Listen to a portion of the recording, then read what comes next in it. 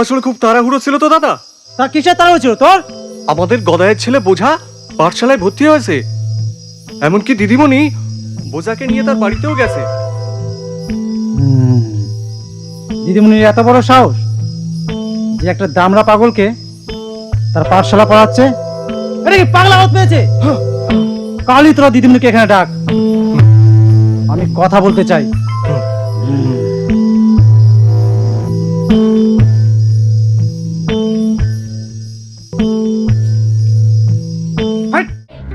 এই যে দিদিমণি, অনেক লেখাপড়া করাইছেন, এবার আপনাকে আমাকে লোকে যাইতে হইব। চলেন। যেতে হবে মানে? আপনারা কারা আর কোথায় যেতে হবে? আমাকে দাদার কাছে। কেন বলুন তো?